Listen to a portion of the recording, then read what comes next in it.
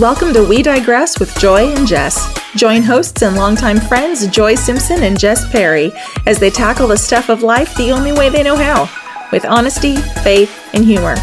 This is We Digress with Joy and Jess. Hey everyone! Wow. For those of you now watching, Joy just got real surprised by the fact that the recording went live. I did, and I saw the countdown. Yeah. I probably shouldn't have said that part, huh? Anyways, this is We Digress with Joy and Jess. I'm Jess. I'm Joy. And Joy is Joy. Listen, Joy just went back to work for the first time today in almost 2 weeks. It would have been 2 weeks today, but I came in a day early because my boss was going out of town for his anniversary / birthday / his wife's birthday. Because their birthdays and anniversary fall into within 4 days of each other. I mean, we get to take time off for all of them, I guess. Right. So the other person that's a director from another camp, they're combined with us this summer. She couldn't be there this morning because she had a procedure yesterday and she wouldn't be well enough to be there this morning. So I had to go in and be there for him this morning. Otherwise, they wouldn't have had any senior staff or a director. And trust me, you would think he's been like, yeah, everything's been going so good. Bippity boppity boo. Bam. Issues today. I had injuries, a teacher yelling at a kid, a teacher telling a middle school volunteer, high school volunteer, mansplain teacher. Bad stuff about two of my other staff. And the other staff heard it and came to me. So now I got to have reports written out about this person who totally said something inappropriate to our high school volunteer, completely, basically telling them that the other two teachers weren't doing their job. So he was glad she was helping, basically is what he said. I was like, bro, well, why? So yeah, I'm a little, But why though? Good gravy. Good gravy. With my 0 sugar Mountain Dew. Oh, God bless it. I just need caffeine. Rocking a 0 sugar ginger ale. I wish there was caffeine in this. I've been up since 4:30 this morning. Okay. And I've been up as early as you. Yeah. We have a friend who, her husband's military, so we live near a big army base. Okay. And her husband's military, and he was on orders, and she had to have surgery to clean out the wound. She'd had surgery on her ankle back in April, and it just wasn't healing. So they had to do a surgery to clean it out and take cultures and all this kind of stuff to try to see why she's not having it. But he couldn't be there. He couldn't drop her off this morning because he was on exercises. So I said, she just lives across kind of the main street, the next subdivision over from us. And I was like, I'll take you. Don't worry about it. Yeah. But I was up at 4:30 and I had coffee. I didn't realize I it took was a nice that coffee. early. Yeah. Well, she originally didn't know what time her surgery was going to be. She just said before noon because that's what they told her. And then yesterday when she went for pre-op, she's like, surgery's at 8. We have to be there at 6. And it takes half an hour to get there. Okay. And so I was like, okay, so we got to leave your house at 5:30, which means I've got to be up at 4:30 to get up and get dressed and get some coffee in me before I drive the 10 minutes, or 8 minutes to your house or whatever. So it's it amazes me how early you have to be there for procedures, even when it's not an invasive one. Oh yeah. It was a 20-minute one of my last surgery. Procedures was it wasn't major, but my quote unquote call time to be at the doctor, because I music brain, I think in call times, absolutely, was 2.5 hours before, and then they were running behind, so I was at the hospital essentially 5 hours before my procedure. Yep. They she was there. We got there at 6.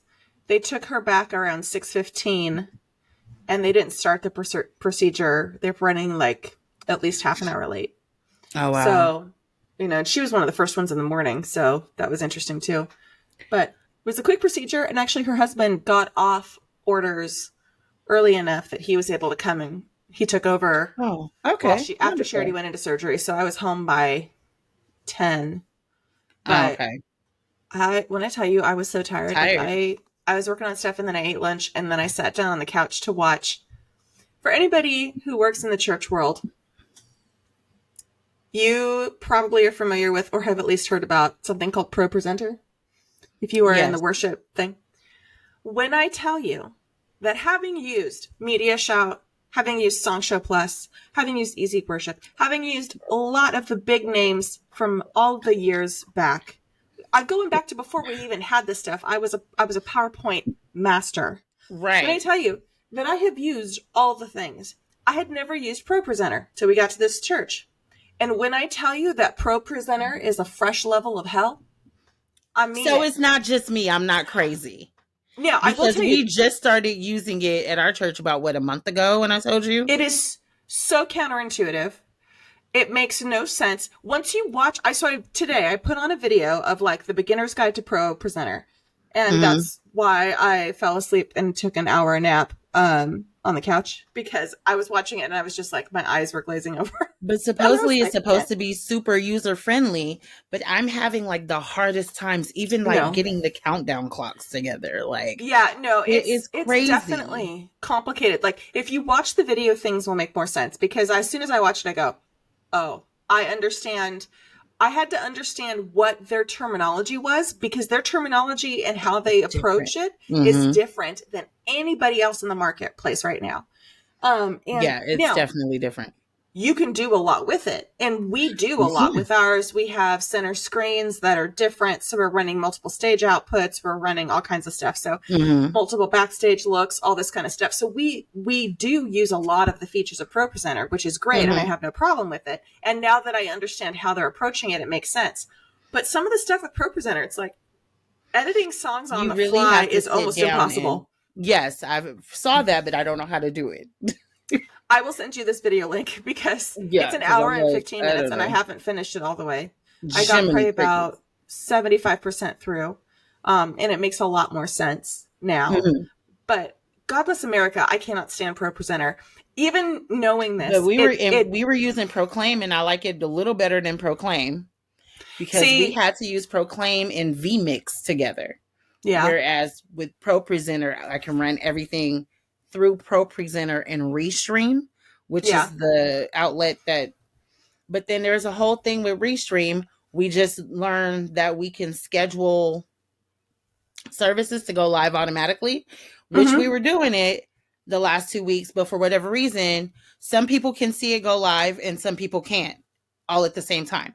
Like I schedule Bible study on Sunday, and I was running it live from the church Wednesday night, but I had 3 people call me and say, is it not on? What's going on? And I'm like looking at my stuff. I'm like, it came right on. And then they call me back. Oh, I see it now. So I don't know what in the matrix of Restream did something. I don't know. You stream to multiple platforms, right? Yeah. Facebook, YouTube, and I want to say Instagram or Twitter, one of the two, because they were doing that before I came on board. So I don't know. Yeah. That's what Restream does. It allows you to take one feed and send it to multiple places. However, OBS will also do that, but I think you have to have a pretty beefy computer to do it. We're getting all new computers, is what I was recently told, because most of the stuff we've been running things on are extremely outdated. So then you have all this new stuff. It's not commingling. Yeah. The other day, I was trying to help out our worship leader. She leaves tomorrow as we record this for a week-long Mexico missions trip. And so she's been like doing double and triple duty trying to lead up to going. And so I thought, well, here, I can help you. I'll put this song in. We made a song adjustment, and I have on my computer, I have the ability to log in remotely to Pro Presenter. And so I was like, I'll just do it. And well, it's a thing called Team Viewer, and you have to buy it. Yeah, you got to buy seats and all this other stuff. Yeah. So I know. I did it, but I totally, because it makes no sense. And now that I know how to do it through them, I'm like, okay, I see what you're doing. But the thing about Pro Presenter that drives me bonkers up the wall, and frankly, this is the thing about Macs that drives me up a wall. I'm going to give you a taste of the 7-minute rant I went on with John after I couldn't get this thing to work. Is people who have Macs Bless you. Bless you. Macs are, and I'm going to be controversial, and you can come for me, and I don't care. Because I Macs, support my friend because I don't like them either. all right? Macs are for people who don't want to have to use their brains when they are on a computer. If they need to have something put in front of them and they don't need to think about it, and I can only do it this one way. That's why all y'all's parents are on Mac, Apple computers, because it's dumb enough for them. For your boomers that can't use technology. I feel so seen. Like, oh my God. I cannot I'm even. I'm praying that our new stuff is not going to be Macs because I can't run that. Because it's all backwards. Backwards to me. And I'd rather run a PC. Same thing with the phones. I'd rather an Android over an iPhone. Money. Come for me if you want to. You pay too much money for a Mac to do the same thing that you can get a PC to do for a third of the price. And everyone's like, oh, well, it just works. No, it doesn't. No, it doesn't. Mac is stupid. That's what all the guys at church want to tell me. And I was just like, no. PCs are for people who know how to use computers, who are like, want to do things with their computers. Right. Macs are like, everything's locked down. You can't do the things that you want to do. Nothing works on a Mac. It's like, it is the most frustrating of all things. I hate Macs. And you can come for me all you want. I don't care. Hashtag I support this message. Hashtag Android and PC forever. The end of my rant. I just have to show the back of my case now since we're showing our phones. But I'll show my cute friend of my case, Mr. John Perry. As unlike last week, though, we are going to get to and to be fair, our topic. The proof this goes with it a little bit, though. Does go with it. So worship leaders, this one's for you. You probably, if you have been on social media recently at all, or the last couple of months, probably the last 6 months. I think this started back in like February or but I don't think I saw it until May. Yeah. So this was going on for a really long time. You guys might be familiar with Worship Leader Problems, which is a large Instagram and Facebook account, large social media platform put on by Brian, I believe it's Brian Tabor, who is a very well-known guy in worship leader circles. Mm-hmm. He started this, and it was just a fun little podcast and like meme account for worship leaders to talk about kind of the funny stuff that happens in our jobs and the stuff that we encounter. Well, because there's some stuff that goes down that y'all would never even think about that goes down. Right. And there is another creator who I personally love because it's the intersection of a lot of things. It's the common ground for me and John and some friends of ours. It's Rogue Worship Leader, which is a Star Wars worship leader account. And he kind of got his start doing things like he would put in Star Wars licks on his electric as like the lead line in an intermit, Got it. Okay. Songs, worship songs. So he would mash up like Star Wars and worship songs, which is hilarious. Great, funny account. Name on his account was Rogue Worship Leader. Well, and I'm gonna show my age here because back when you and I were first starting out, early 2000s, I went to a conference probably 2004, put on by Worship Leader Magazine. I believe the conference was put on by them. And Worship Leader Magazine, I used to get the magazine. It was a great magazine, had lots of information. This is when print magazines were still a thing, back in the olden days. And Worship Leader Magazine. So old. Right. So old. But Worship Leader Magazine was started by a worship leader like us, had been a worship leader probably since the 80s, I think. And as worship was changing and the scope of things was changing and there was more technology coming in, he put together this great, really informative magazine. I remember getting the magazine, loving it, reading it, and having learning lots of new things, learning about software and conferences and all this kind of stuff. Well, apparently it's been several years, 2018, 2015, somewhere in there, Worship Leader Magazine, the guy Chuck Fromm, who started Worship Leader Magazine, passed away. He passed away from cancer several years back. And it was a huge loss for the worship leading community, especially, kind of that generation from the 90s and early 2000s. Like it was one of those things. And sort of the evangelical, quote unquote, Christian churches that would have this thing. Well, it passed down to his daughter. She took over as the editor. Her name's Lexi. And she took over Worship Leader magazine and the company and all that kind of stuff. And I kind of hadn't heard or seen anything from them. To be honest, I had forgotten that they were still around. I would see their stuff pop up every so often and be like, oh, Worship Leader magazine. Haven't heard from them in a while. I used to get the emails all the time. Well, then come to find out, I think this was in 2018. She sold the business to another company, Abundant Life or something like that. And okay. Starting in 2023, they began to aggressively enforce their trademark. So they had trademarked the term worship leader. Right, which is what the article you sent me was about when I was like, what? Okay. So now it makes sense because it's Worship Leader magazine. So it makes sense that they would trademark the phrase Worship Leader magazine or worship leader in response to their own brand. Right, but not the term worship leader. Right, because it's a job title. Why are we trademarking job titles? Like you shouldn't be able to have exclusive use of the phrase worship leader. Right, that's like trademarking administrative assistant. Which actually, fun fact, administrative professional is trademarked by did not know that. Society of Human Resource Management, SHRM. Administrative professionals day is a trademark of the SHRM. Yeah. That's interesting. Like I just found out that bubble wrap was trademarked by the bubble wrap company. So any other bubble wrap that you buy from another bubble wrap place is called bubble security or bubble something else. Like you can't actually say bubble wrap because it's the Kleenex, Xerox. Exactly. I'm a FedEx this facial tissue. But yeah. I didn't know that about administrative assistants. Okay. Yeah. Continue. I did not know that. So they trademarked the term worship leader, which I don't have a problem with as long as it pertains to their brand, right? Right. If you're going to invest money in a brand, you have to protect it. And you can lose the trademark on something if you don't protect the trademark, if you don't enforce the trademark. So there have been things that have gone through the courts where it's like companies knew people were using their trademark, didn't stop them. And then when they tried to make a fuss out of it, the court said, well, you knew about it and didn't enforce it. So no, you've essentially relinquished your trademark. So I can understand them wanting to enforce the trademark for Worship Leader magazine.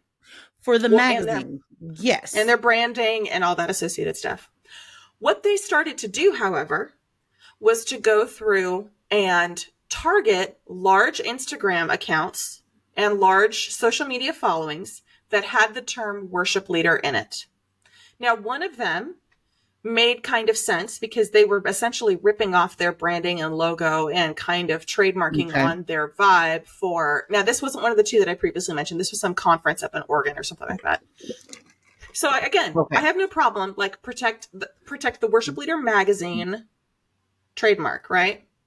Well, they started going after Worship Leader problems and they started going after Rogue Worship Leader, and they got those accounts suspended on social media because they filed trademark infringement against them merely for using the term worship leader. Upset. Wow. And so then,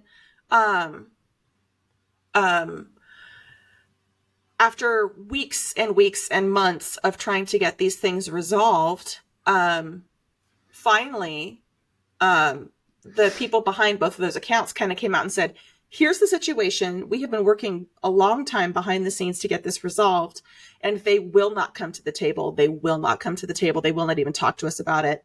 Every time we've tried to come to some agreement, they just ignore it. Wow. And so this was right around the time that I sent that article about it to you. Yeah. So this would have been probably April, May, somewhere in there. I was going to say it had to be April, May because I was starting to schedule episode titles for this season. So it had to be like in April, early May, something like that. So there's a lot of back and forth. And after Worship Leader problems, or actually after Rogue Worship Leader, after he comes forward on his account, he does a video and he says, here's the situation. Here's why you've not been seeing as much of my stuff. and several of my videos have been taken down. And here's why I've told you about my backup accounts and all this kind of stuff, because of this particular issue with Worship Leader Magazine. And they are trademarking the term worship leader, and they are not doing this. Well, come to find out, after that, he posted that video. He's on staff at a church, mind you, this guy. This is a side gig for him, and it's a fun side gig, and people love it. Like, we enjoy it. It's super funny. Worship Leader Magazine went to the board of elders at his church. No. Yeah. To quote unquote, try to find a resolution. Basically, to try to pressure him into taking it down. And because by this point, once it became public, I mean, worship leaders, we got mad. Because first off, it's not a good look for a magazine that is dedicated to advancing the cause of Christ to come after creators for a trademark for something unrelated to what they are trying to do. Right. Essentially, these are fun, parody, encouraging accounts. If they don't trade on the Worship Leader Magazine trademark, frankly, at this point now, it would hurt them to try to be like Worship Leader Magazine. Right. All this kind of stuff. And so this is a very long story that I'm trying to make not quite so long and failing miserably at. But it's okay. When I read the article you sent me, I was so, lack of a better word, pissed. Because, again, no issues, like you said, in regards to their brand. Okay? Yeah. If you're copying their logo, their whatever, okay, fine. But the term worship leader, most people that I'm friends with who are worship leaders, underneath their name on social media, it says worship leader or worship leader at such and such, or in their link tree if they do multiple things. Anyway, finish the story. This is boiling my biscuits right here, burning them up, because this is, you're a Christian company and you're looking more at the dollar than you are the people in ministry and the advancing of Christ. Right. Worship Leader Magazine was created to enhance worship leading for worship leaders, tools, articles, things like that. It's not supposed to tear the very people who supported you down and take away from them. Right. All because you feel like, and they went after these two people because of how their account, meaning that means if they have so many followers, they're getting a little extra kickback financially on the side because of whatever, but it was a side thing. Now you're going to their church. That makes me, I am livid about that. Finish. Yeah. So your sentiments were being echoed in all kinds of comments on social media. When I tell you that Worship Leader Magazine was getting dragged and ratioed so hard across every platform, didn't matter what platform they were on, all of the comments were like, shame on you. We can't believe you're doing this. This is inappropriate. You are not behaving in a manner that is becoming a company that is supposed to follow the word of the Lord, like all this kind of stuff. Right. And then to the point where early on, Lexi Fromm got up and did a live stream talking about it. And she essentially defended everything and said, no, we're doing this and this is why, and da-da-da-da-da. And we've defended our trademark for years. Yeah. Her dad would never. Well, and that's the thing. And there were so many people going, and myself among them, as I unsubscribed from their stuff, because I'm like, look, there has to be some kind of repercussions. We have to hold our own accountable. We talk a lot about policing our own and, being holding people accountable. And this is the only way that we have the ability to hold organizations like this accountable. And so I said, I think your dad would be appalled at this particular move. And this is really shameful. And so unbiblical. Which shows me where her mindset is too. Right. Is also money. Right. And so, again, trying to skip over a lot of stuff. Eventually, they started blocking people on social media. They started locking down all of their social media posts. There were people, they do interviews with prominent worship leaders, kind of celebrity worship leaders. And there was one that came out literally as all this was boiling over. And he was getting tagged. And I can't remember, I think it was Jordan Felice, maybe. That might have been who it was. And he was getting tagged by a lot of people going, really, this is who you're aligning himself with? And he even came out and was like, guys, no, this is not it. This is not it. You know, this was recorded a long time ago and I didn't know this was going on. And, you know, this is inappropriate. Oh, okay. And so basically, again, long story, trying to make it shorter, they, as of last week, so we are recording this the last week of June when we record this. Yes. Last week, Brian Tabor came out and said, we've come to a resolution with Worship Leader magazine. Eventually, and this was after probably a month of sustained social media backlash, and it was sustained. Like people didn't let up. Like this was not going to be something that we just let go. After a month of this, they finally came back and relinquished their trademark, not relinquished the trademark, but they released their copyright claims against Worship Leader Problems and Rogue Worship Leader. However, in the meantime, they had already forced Worship Leader Problems to change their social media handles to now be Worship Problems. And all this kind of stuff. And so this was going on. Finally, like I said, about a month, maybe 6 weeks later, after this all blew up initially, they finally came out and said, we hear you. We understand that we were wrong. We will work with these creators to like change things and we will get this resolved. And they went silent on social media after that. And then, like I said, just last week, and this is now at least 5 or 6 months after this whole thing first started. Mm-hmm. Brian Tabor came out and said, we've reached a resolution. The disputes are over. It's fine. Everything is fine. And basically kind of talked about the future of his account and stuff going forward. But the reason that it was so fascinating to me is because, you know, we constantly talk in the church about the business versus the gospel, right? And celebrity versus the genuine nature of a servant leader, right? Mm-hmm. And the juxtaposition of those two. And for you and I who work in sort of this parachurch space, I think it's incredibly important for you and I, and for people like us who are working in sort of parachurch, you know, church support organizations or things like that, to really still understand that this is a kingdom mission, that what we're doing, and to remain kingdom focused, and servant leaders in that. And I think that was the most disappointing thing for me in this whole ordeal, was because there didn't seem to be any understanding that their actions just simply made Christians look bad. Look super bad. I'm a believer and I'm pissed, right? If I were someone who, maybe even a baby in Christ, not even a non-believer, someone just coming into this thing, and they see and hear this going on, that's not attractive. That's not making anybody want to come into the fold. That's not making somebody want to work in ministry. That's keeping somebody from becoming a worship leader. Right. Because you also have to acknowledge that every church isn't going to call a worship leader or worship pastor. Right. Especially if they're female in certain denominations, they're going to be the worship director or the worship leader.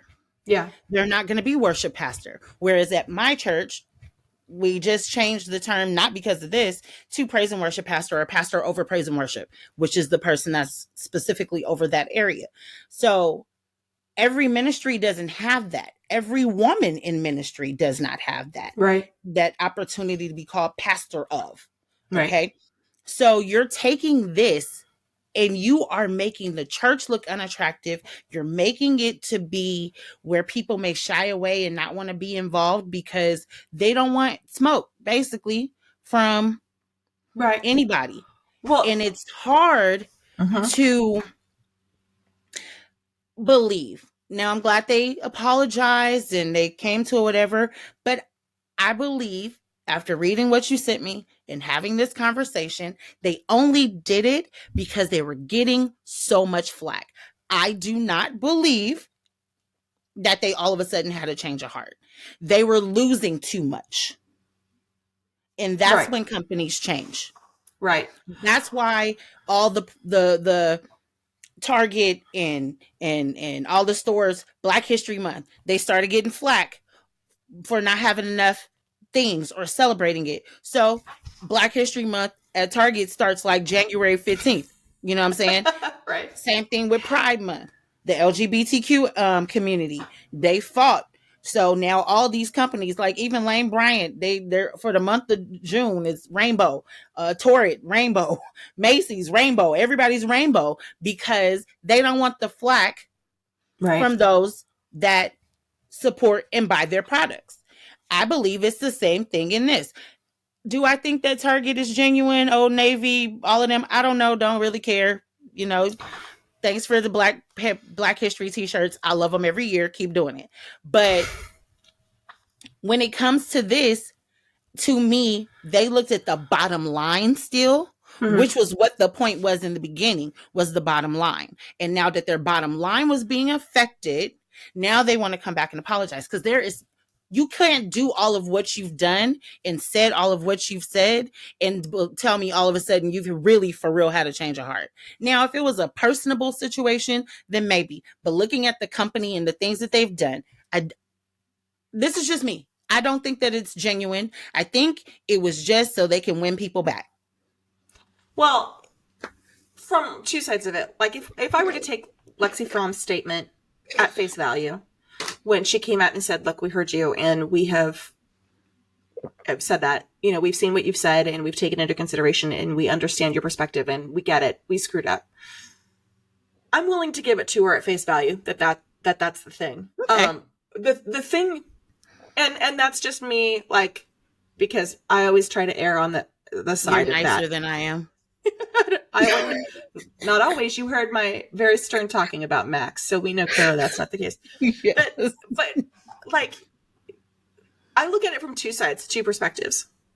One, you have a woman who was entrusted with her father's legacy, essentially, and who I think, to be fair, I think she just got some really bad advice. I think she sold it to the wrong people. I think she got some really bad advice because the reality is she was not running the show when all of this happened. She sold the company, but she was still the face of it. And so I think she was between a rock and a hard place. And having been myself in situations similar, I get it. I think she just made, she did not have the right kind of partners to carry out the mission and the legacy of what her father left for her. And I think she was in over her head. And I think she doubled down because that was the only option she had. And the problem with that was, and this was stupid because she had bad partners, right? The hubris, right? The absolute hubris of all of this is, in doing so, they have probably irrevocably destroyed that brand. Because and so I'm in worship leader groups that are tens of thousands of people. They're huge. Worship Leader Plus on Facebook is at least 10,000 people in that group. That is the vast majority of, especially the North American worship leaders. Now, there's worship leaders from all over the world in that, but especially North American worship leaders, it's predominant. And let me tell you, that's a whole group of people who a good chunk of them have probably unsubscribed. They probably lost a lot of user base and readership, if whatever they had before. And if they were getting ready to relaunch, this was not the way to do it. So not only did this business behave in a manner that was unbecoming an institution that claims to serve the church, but also they shot themselves in the foot. Yeah. Why? And for what purpose? What good purpose did it? What were you going to gain? Right. What were you going to gain? The people's social media followers, you were going to get those people to come to yours. Just the fact that you just had the audacity to think that trademarking that term outside of the context of your brand was okay in general shows me the type of mentality that you have. Jessica and I have a business that we're working on launching, Divine Detour, as we've told you guys before. There is no way possible that I'm going to ever in this business still put money over people. Right. and money over ministry. Because it is our business, we have to make sure that we are doing things to get, be in the red, black and not in the red and things like that as we're moving forward. But we're not going to tell an author who can't pay our fee that we can't work with them on a payment plan or not work with them at all because they don't have what our set fee is. You see what I'm saying? Because even though it's a business, we are still ministers of the gospel, Right. and we represent Christ. Whether we were actual ministers or not, we're still believers who have a business and still would represent Christ. So you don't want to put a bad taste in someone's mouth when it comes to business and being a Christian. I don't care what your business is. Right. It could be making soap. If you put that you are making soap, but you are a believer and you're selling to people in your church and online and they know you're a Christian and then your practices aren't following with Christian standards, then that's where we have the problem. Right. And that's what I feel like happened in this situation. I can agree that she was in over her head. I can agree. It's a heavy thing to take on a legacy of your father who was large. Okay. Not trying to play the dead dad card, but I mean, I feel the weight of that every single day since December. Am I representing my heavenly father and my father? Mm-hmm. Well, these are now my constant thoughts. I always want to, of course, make my heavenly father happy before this. But now that my dad is gone, am I doing things? I'm harder on myself. Even I've noticed, and my therapist has noticed, and Jessica has noticed, and everybody who knows me well has noticed. Yeah. I've gotten harder on myself even more since my father passed away, because I want to make sure that somehow, some way, I'm still making him proud, right, and that I am leaving his legacy intact. Everyone who knew my dad loved him. He was the biggest light in the room for most people. Why would I want someone to meet me knowing I'm a Simpson and I'm not representing that Simpson legacy well? That's why I have a Jessica and a Tramika and a mom and a therapist and a bonus mom and a sister who make sure that I keep my head on straight when I'm overwhelmed with the thoughts and heaviness of the legacy of my father. Right. So I can get how she was in over her head. Oh, yeah. She needed the right people around her and obviously didn't, because what they did was make her look as greedy as they were. Right. Right. Because that's what it looks like at point blank value. That's it. Right. But before she made the second statement, when she came out and originally supported them, that made her look as bad as they were. You were just as guilty. Right. Even if she was under duress in a way, feeling like maybe she even was doing the right thing by supporting them because she was still the face of the company. Right. I can't imagine that part. Looking at it from that perspective, I can get with you on that. But they tarnished her name, her father's name, all in the sake of money, basically. Right. Because what else were you going to gain from this? Yeah.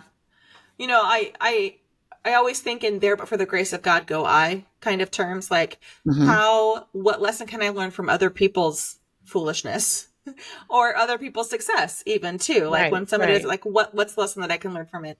And I just keep going back to Colossians 3:17, whatever you do, whether in word or deed, do it all for the glory of God. And, I think about that, like what you talked about, representing the brand. You are representing the Robbie Simpson brand, but you are also representing the Jesus brand. And I represent the Jesus brand. And wherever I go, whatever I do, that's the brand that I'm representing. And how am I representing that? Am I doing it with authenticity? When people look at me, are they seeing a reflection of God? And in the way that we run our business and the way that we run our podcast, I know sometimes we take spicy takes because, spicy takes get views and listens and all that kind of stuff. Right.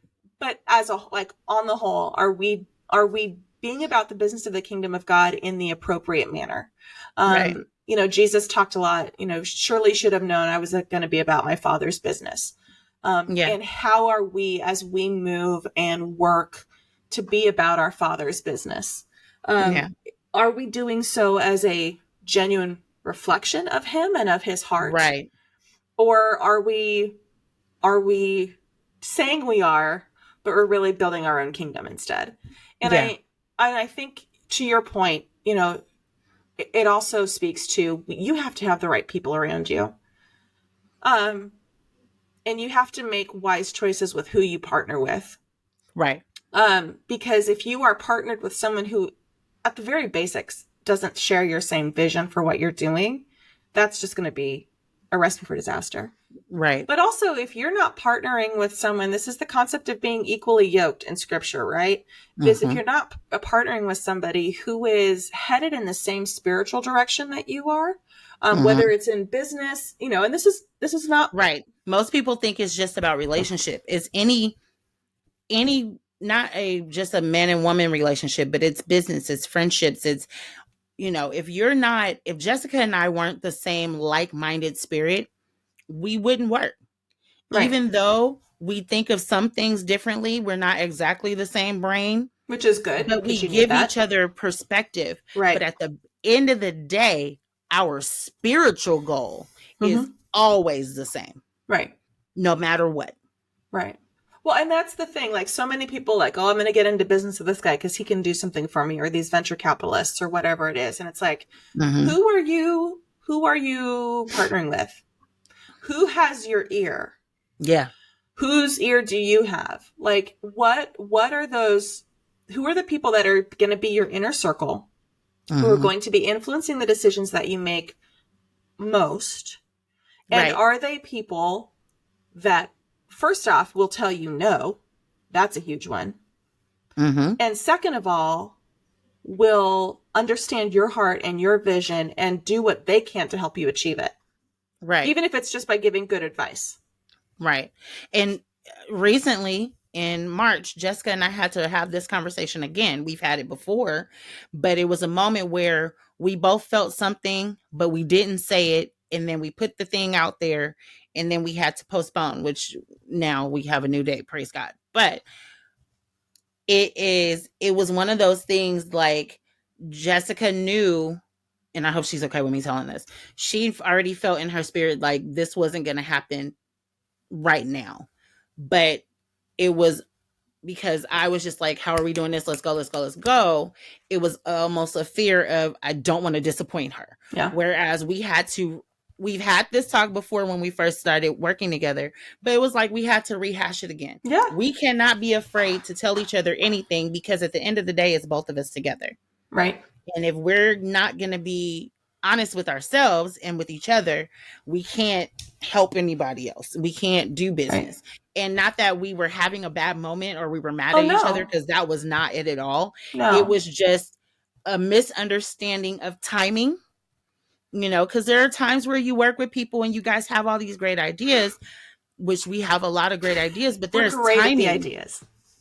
Yes, there's timing for each thing. And if you're not working with the right person, they can move something forward or delay something more than the intention of God needs it to be. That's why in anything that we do, we pray about it. Right. I don't want to move if it's not him. I can admit I was not hearing him clearly on this past thing, but Jessica was, but she didn't tell me no immediately. So now we have a thing. No flack. Just say no.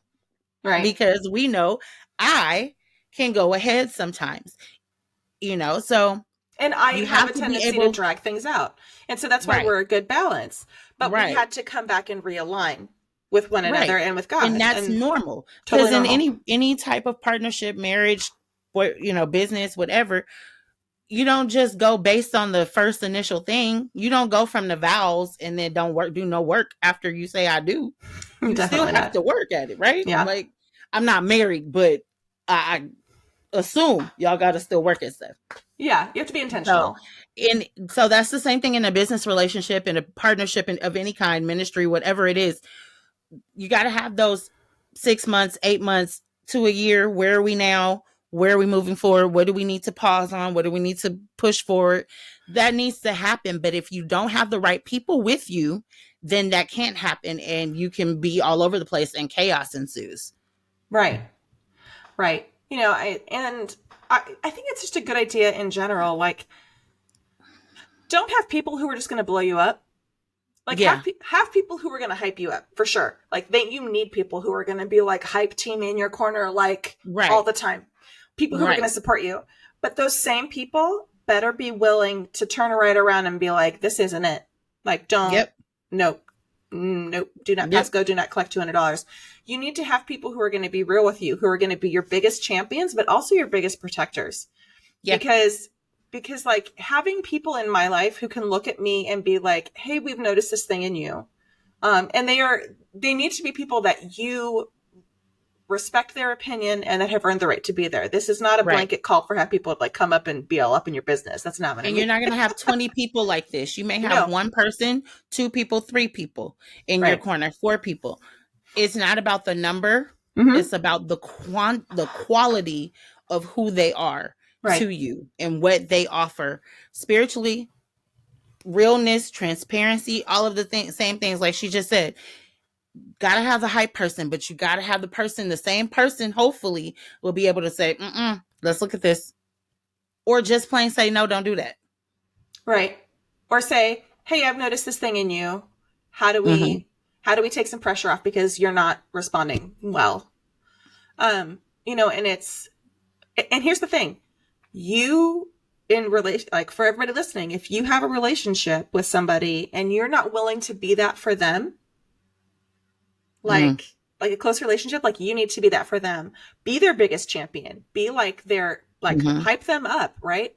Gas them up all the time, but also be willing to speak important truth and harsh truth and, be genuinely for them. Being for somebody and encouraging someone doesn't just mean that you gas them up all the time.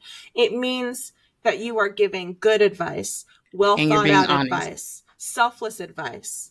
And sometimes difficult advice. Yeah.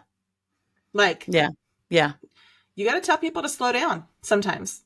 And you got to tell people to pick up the pace sometimes. And you got to tell people to stop being stupid sometimes. Right. And on the other side of that coin, if you're in any kind of partnership, marriage, ministry, business, whatever, and you're being all of the things and they're not, there's some reevaluation of how close this person needs to be in your life. I can say it from a relationship standpoint. Before I was better at doing whatever, I could always hype a guy up. I'm going to tell him he could do whatever. I literally created a business plan for someone and they still use it to this day. Do they credit me? Absolutely not. Got them their first Facebook, social media, Instagram account, got them their first taught them how to do contracts for their business. All of that stuff, hype them up. But when it came to my stuff, you're always busy. You're always this. Why are you? Okay, whatever. Okay, well, I know you have to sing, but I have this.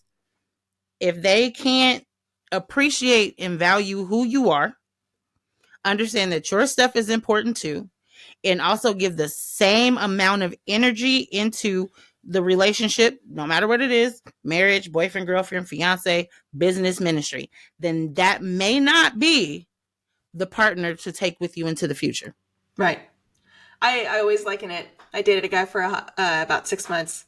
And afterwards, I kind of thought, I thought he was my boyfriend, but he didn't think I was his girlfriend. Yeah. I've been there. Yep. Right. We've all been there. And so it's like, if you have somebody that you're investing and pouring into and they are not for you in that same way. And I will say this with a caveat, depending on the relationship, sometimes that's okay. And I will say, this is the only caveat that I will make to that statement. There are some relationships that I have had over the years where I'm not sure that the wisdom and insight that someone else had to offer me was the right kind of wisdom and insight for me. They were not someone that I trusted to provide the kind of wisdom that I needed to hear. They were not thinking on the same levels or in the same direction that I was going. They did not have the same perspective. But by being able to speak into them, I could help. And this sounds super prideful, and I don't mean it that way, but to help elevate their perspective, right? I could be for them what they were not in a position to be for me in that season. And so that might be a caveat. But for those who are closest to you, right? The people that you're going to be in your ear, there needs to be some reciprocity in that, because that is what creates a healthy relationship, right? And the problem with the other is if you're constantly pouring into someone, that can create really unhealthy situations and imbalances too. So you got to be really mindful of that. Drains your life. It drains your life. And also it's not necessarily helpful for that person long term. No. But it can be beneficial in a season, right? Just like having your foot in a cast is beneficial for a season, it's not beneficial forever. Right. If you don't move it, then it starts to get sedentary and it gets harder to actually work on it. Yeah. Once you're ready to take the cast off, you still got to move it around. Once it's off. Just because the cast is off doesn't mean everything goes back to normal exactly. Nope. It's going to take time, and it's going to be a process. And with everything's a process. Everything takes time. When we rush things too fast, that's when we fall into places where we give room for error that didn't have to be there. Right. And I think this Worship Leader magazine situation is a perfect indicator of that. I think she made choices that were not optimal, she thought to help the business sustain, but the kingdom business was not forefront, and she was not equally yoked with these business partners. And in doing so, not only did it cost her audience and branding, but it may ultimately, and time will tell, it may ultimately cost the entire brand and legacy. She may have inadvertently done the very thing that she was trying to avoid because of this. So like, in a way, my heart goes out to her, because I that has to have been a terrible weight. But on the other hand, I'm like, girl, this was a miss. This was a miss from before we knew about it. Yeah. You know, that what was done in secret when it came to light was not, you know. Yeah. Because anything light will always drive out darkness, right? And everything that sits in the dark will eventually come to light, no matter how much you try to keep it hidden. So what happened was the darkness came into her life, and they showed their tails, basically. And the people of God who have the light decided to shine a light on this dark place that was causing issues in the kingdom, because this uproared an entire community of believers. Right. That worship leaders are I don't think people understand. Worship leaders are a huge majority of kingdom work. Yeah. It's a huge, yes, you have pastors, you have teachers, all of those are important. Not saying neither is more important, but you have in every church, most churches have at least two main leaders aside from others that may lead on occasion. So it's a huge chunk. It's a huge community of people. And it's unfortunate that for looking at her and thinking about it and having a little more compassion, it's unfortunate that this is how this went down, and that darkness kind of overtook the light for a moment. Yeah. You know, I don't think she sinned by selling the business. I think the sin came later with the cease and desist. But I think it's the difference between a sin and an unwise decision. Right. And unwise decisions can lead to sin. Right. Unwise decisions are step one in sin, the trajectory of sin. Right. It's funny because as we close this out, I had a student today who we still have some of the fifth graders who graduated come back for summer. Right. And he got into an altercation situation with a fourth grader going into fifth grade. And the first question I said to him, I said, "What am I going to say to you?" He said, "I'm older." I said, "What else am I going to say?" "I made an unwise decision." I said, "You did. Can you tell me why you made that decision?" "I don't know why I made it, but I needed to remember that I'm older than him and that I should have just walked away." His unwise decision led to both of them getting in trouble because his unwise decision caused a fight. Right. Same thing. One thing, the first thing was the unwise decision. Second thing was the sin. Yeah. And it always is going to be that way. You have so many choices because we have free will. Right. But you got to make sure that if your life is to please God, because this is coming from somebody who's made 1,010 unwise decisions. Oh, same. Yeah. And has led them to dark places, right? And bad places and down low, right? When you really, really, really, really understand the relationship and the value of the relationship you have with God, unwise decisions become less. Not saying that you're going to be perfect, but unwise decisions become less because you want to make sure first and foremost that you're pleasing him. Right. Absolutely. Absolutely. And I am not perfect by any means, but I am doing my best to live how he created me to live. And that's to worship him. Amen. Amen. Same. Everything else is secondary. Mm-hmm. Everything else. Because I couldn't even do everything else without the relationship with him. Otherwise, I'm just doing stuff. Right. And making no impact right. for him whatsoever. Mm-hmm. Yeah. Our business is to glorify him. Our ministry is to glorify him. My teaching even is, I'm trying to do a better job at glorifying him through that. Singing, glorifying him, no matter whether I am singing toddler songs or worship music. Everything I do, because every gift, every creative idea, that's all him. Absolutely. I didn't think of none of that on my own. Jessica doesn't think of anything on her own. And it's not always just the two of us. It is literally the Holy Spirit saying such and such. And when there is this time where her spirit doesn't agree, she goes, I don't know if we should do that. And I take a step back. But you gotta go with him first. Mm-hmm. Nothing is possible without Christ. Absolutely nothing. Absolutely. And on that note, thanks for sticking with us today, guys. We appreciate you being here. We appreciate you listening or watching wherever you do. Would you do us a favor and share the podcast? We humbly think that we have some pretty fun stuff to say sometimes. So we'd love to kind of get more people involved in listening and watching and all that kind of good stuff. So like, comment, share, do all those fun things, and follow us on socials. We Digress with Joy_Jess on Instagram, and joyandjess.com, where you can leave a voice memo if you want to be a part of a future episode. You can do that there. All kinds of good stuff. But thanks for sticking with us today, guys. And we'll catch you on the next one. Bye.